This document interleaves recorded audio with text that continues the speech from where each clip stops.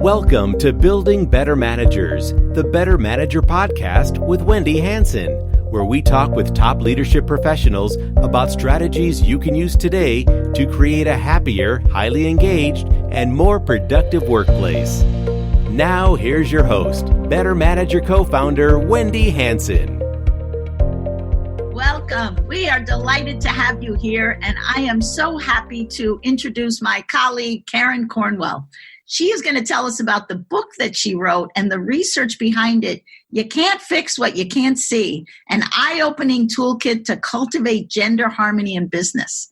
It's such an important topic today that I knew you would want to hear from Karen. Let me tell you a little bit about her before I bring her on.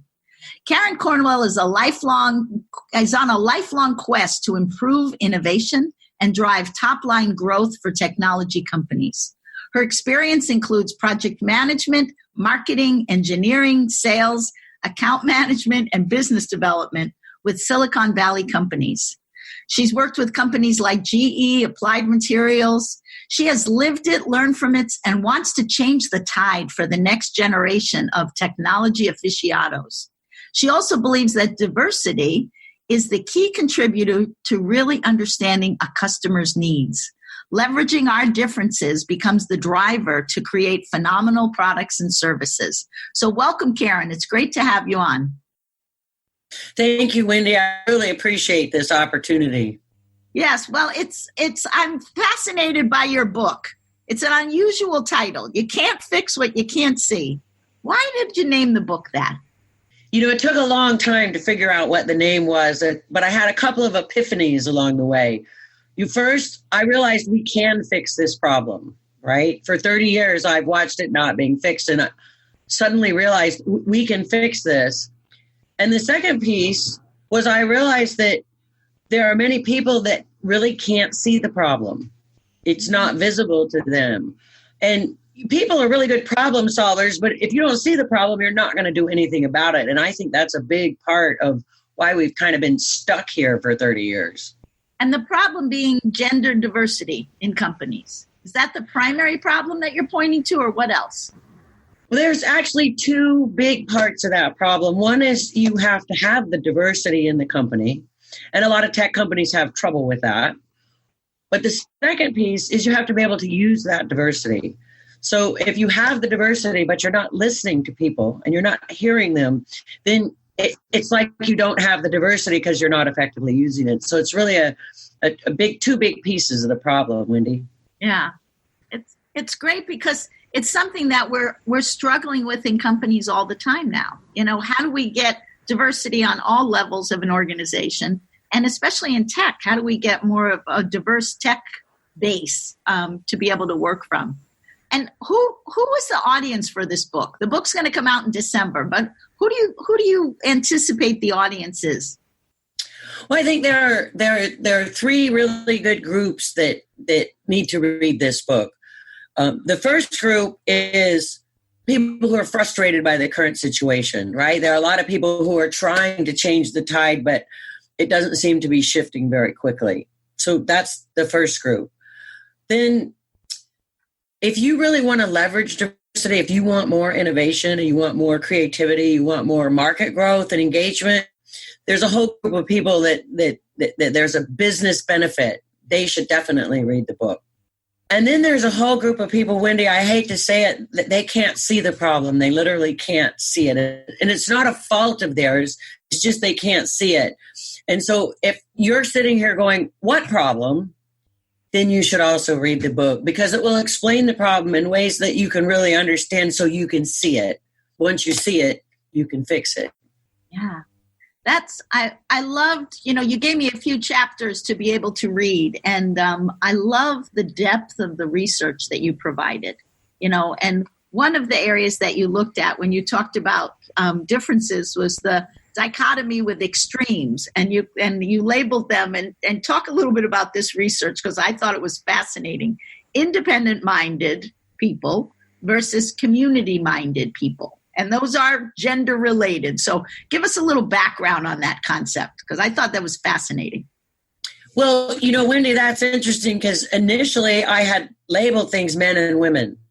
right? That's a natural, it's something you can visibly see. It's not, are you community minded or independent minded? You have to have a conversation to see that, right? But what I found is it really turns people off if you label men and women. And so I came up with these titles because it's more the philosophy that's in your head that people can't see, but it's how you think about the world, right? So if you think primarily as me, you're independent minded, right? It's me and I'm going to go out and do things. But a lot of women are more community minded, and it's us, it's we. And they're not going to be happy unless the we is happy. And so it encompasses a bigger piece, and it looks at different things. But neither one of these is right or wrong. It just is how you think. So that's what's really interesting is people want to make it one where one's right and one's wrong, but it really isn't. And the beauty is the two different ways that we think, you need to mesh them together in order to really leverage diversity. Because if you have all of one group or all of another group, you don't get the leverage, right? You don't get the insights that you need. And so you actually need the two to work together, but you have to have people be able to talk to each other. Right. And that's a piece that we constantly trip over. Yes. I love that. And I'm going to stereotype here a little bit because in my experience, and you can correct me on these, independent minded, like when you describe this in the book, you talk about, I put my head down and try to solve this problem myself. I know a lot of men that come from that perspective. They know that, community minded. I consider myself and a lot of other women leaders that I know community minded in the way that if I need an answer to something, I'll bring in about 5 different people and have conversations with them. I won't put my head down and try to figure it out. I will bring the wisdom of the crowd. And in my experience, it's been more, that's something that women do. And what I love is that you're bringing the two together because it's a yes and. It's not this one's better than that one. It's not a no but. Right. It's not a no but. It's a yes and. And that's why I'm kind of looking at it as a little bit of that male-female tendencies. Is that correct? Oh, definitely. But I'll also say you will find, and I myself, I am very independent-minded. There are about half of the things I talk about, I am over on the independent mind, and the other half, I'm over on the community side. So people can be all over the place, right? And what's, I think, really important is that you look at yourself and say, where am I? Who am I? And you look at other people, and then you say, how can we best work together? I mean, if you're community-minded, everybody gets together and we all talk, right? But that leaves the independent-minded people out because they need a little time to think on their own, and then they're ready to talk. So there's ways that you can design work so that you get the best of both sides. And that's really what the book is talking about. Yes, I love that. Because we face that all the time at Better Managers when we're coaching managers and leaders, and we're helping them, how do you work best with your team? If you have a team meeting, you got to give the independent thinkers time 24 hours before to think through things, whereas the community-minded people tend to be a little bit more improv-oriented. And so they can show up at the meeting, but you got to meet people where they are. Yes. And you got to meet different people there. You won't have all one kind on your team. So it makes the manager's job much harder, right? Which is why companies like you, where you go in and coach people, because a lot of these things are things that you can't see. Yes. You for yourself cannot see them. So it kind of takes another person to go, did you notice this? And then they start noticing it, and then they can see it. But it's a learned capacity for sure. Yeah. We have a concept that is picked up all the time by our clients. It's called the dance floor to the balcony. When you're in the middle of the work, you're on the dance floor. You can only see things right around you on the dance floor. And, you don't have that much of a vision. So you go up to the balcony and you look down and you can see things from a different perspective.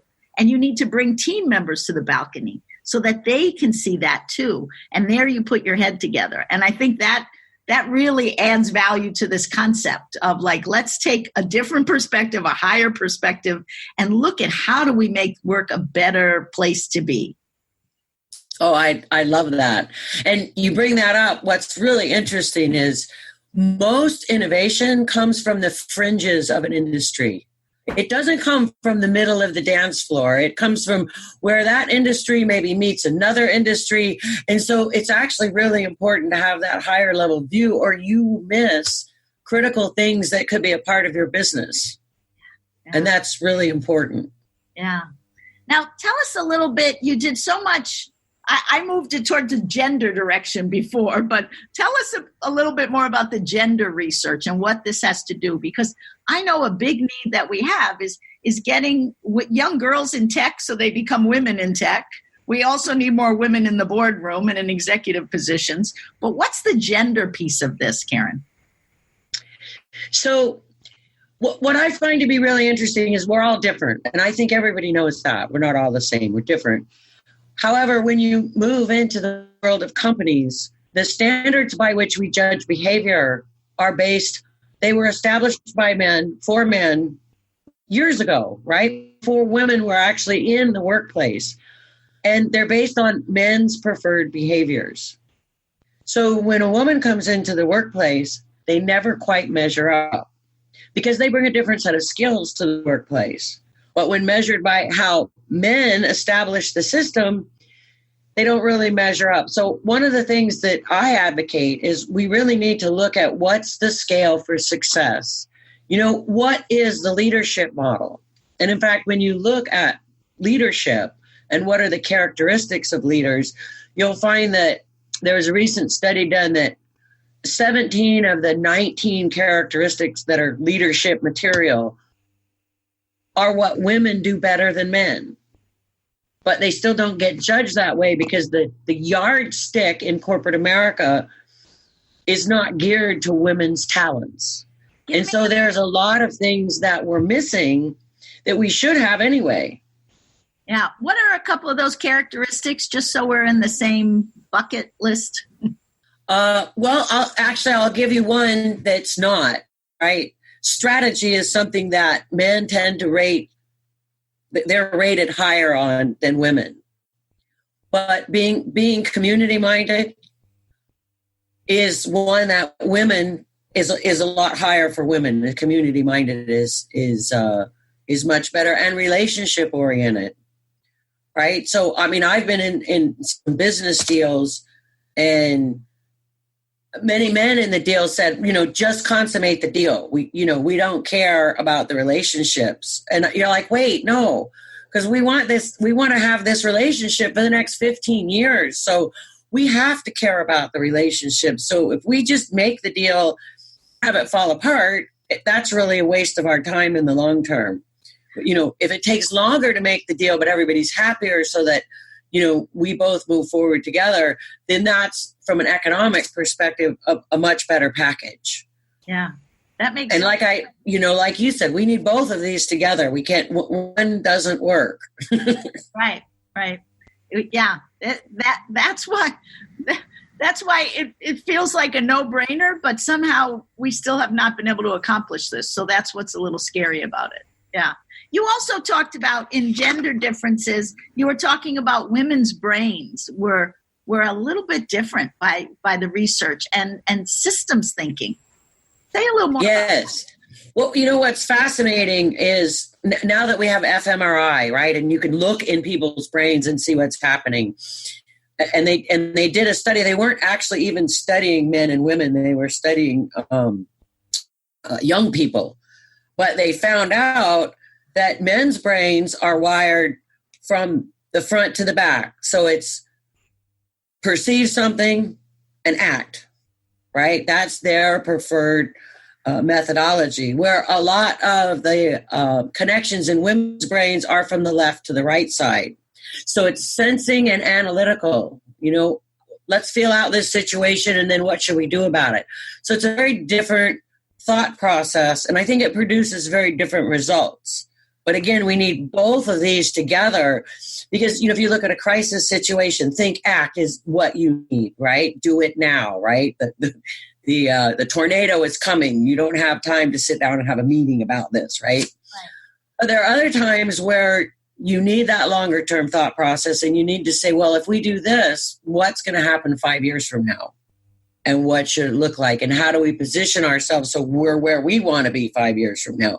So you need both of those pieces together. But I think that the brain wiring is interesting. There was one neurologist, and they asked her to go, tell us what is the difference between men's and women's brains. And at that era, she said, they're just brains.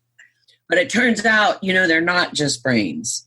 So, and then you add neuroplasticity in, and you say, well, it doesn't matter how your brain is now. It could be very different later, right? Because your brain changes to meet your needs. And so that, you can't teach an old dog new tricks is totally not true. The dog has to want to learn, but you can teach the old dog new tricks. So, and we're just really getting a handle around that. The neurologists are, right? Yeah.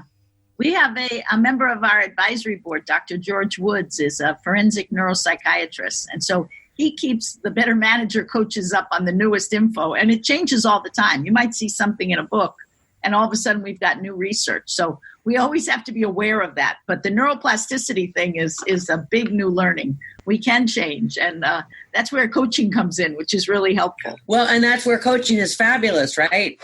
She's just like, wow, I can be different. But you have to realize you have to change. So somebody has to initiate that. That's why I love coaches. Right. I had an experience. Now, this goes back probably 10 years now, 8 to 10 years ago. I was meeting with a whole group at a very, very big company in New York City with the VP of engineering. And we were talking about how do we get more women into companies? And they were talking about a problem that they were having with recruitment and retention. And so what they did was they had like 6 engineering groups. And when they would have a small team, say there were 8 to 10 people on a team. And when they were hiring a woman, every team, they would say, we want diversity. So we're going to put a woman on each of these teams. Every time we're going to try to have a more diverse team, and we'll add a woman to the team.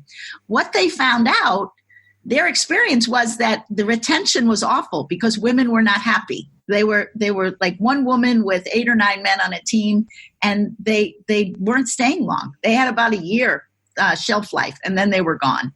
So they said, how are we going to solve this problem? So they came up with a creative solution for the time being, which was when we hire women, let's put them in their own pod and have the women together as engineers working on, not that they're not going to be with other engineers, but their home group is going to be all women. Well, the retention rose, I think, by 100%. That really solved that problem. It didn't solve all the problems, but I'm curious your thoughts on that, because I thought that was pretty innovative. It's not our long-term solution, but it was something to learn from. Wendy, when you're having that kind of trouble, and I have talked to some very small tech companies that have this, we're all men. The company was founded by all men, right? So how do we get the first women in? So that's an excellent way to retain them, right? To be able to have that bonding together. So that's step 1, is to get the women in. But step 2 is make everybody feel comfortable and be able to work together. So that model actually isolates the women and the men separately. So you have the danger of forming your own silo where the 2 silos don't talk to each other. So that part can be a little bit dangerous. But you can't get to the second part without, you have to do something to get started. So I think it's a very novel way to get started.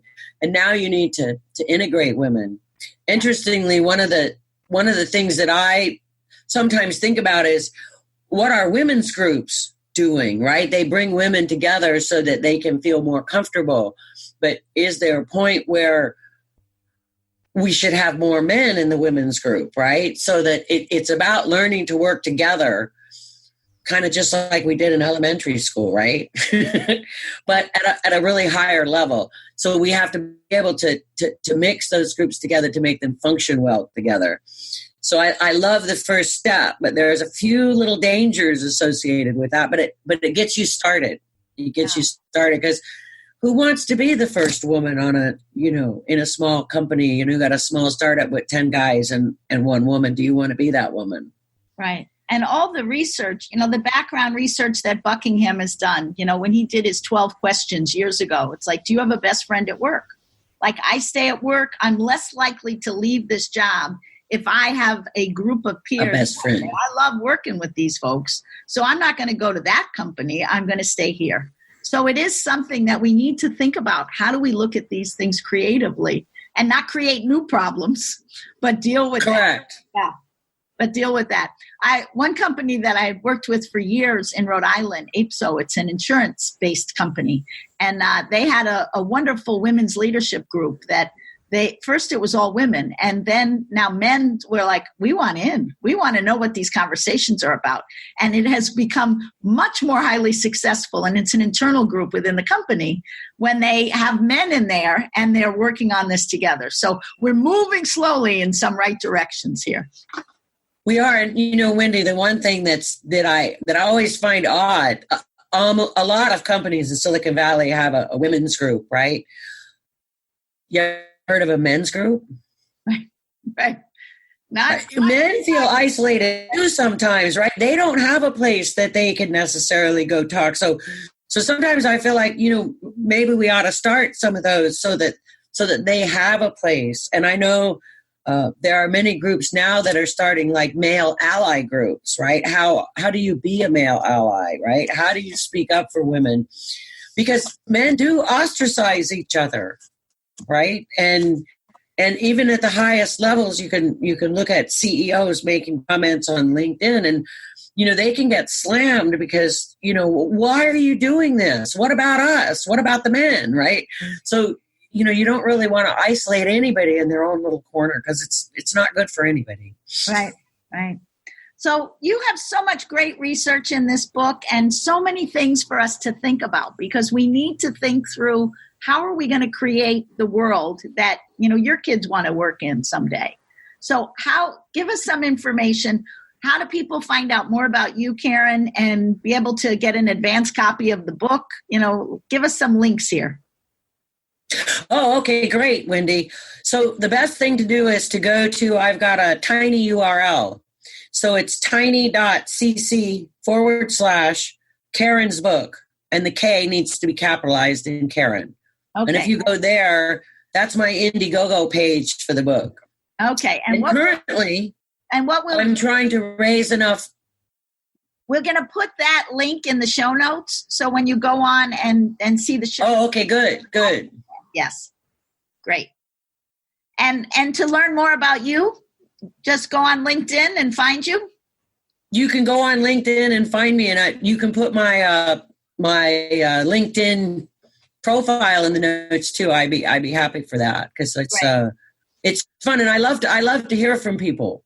Yeah, I've had several people reach out because I'm writing a book, and have interviewed them and gotten some absolutely fabulous materials. So I actually really appreciate connecting with other people. So that makes it all that much better. I even have an advanced reader in the UK who reached out and said, I'd like to help. How can I help? And I said, here, read some chapters.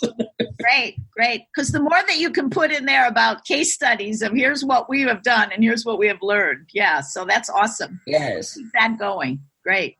Well, thank you, Karen, for sharing this with us today. Very provocative thoughts of how are we going to grow our diversity in business so that we can be more happy, productive, have better companies, and just give more opportunities to the right people. So thank you for what you do. And it was great to talk with you. Thanks, Wendy. I appreciate it. Take care. Bye-bye. For more information, show notes, and any downloads for today's podcast, please visit us at bettermanager.us/podcast. Be sure to join us again and help us continue to build better managers with another insightful interview.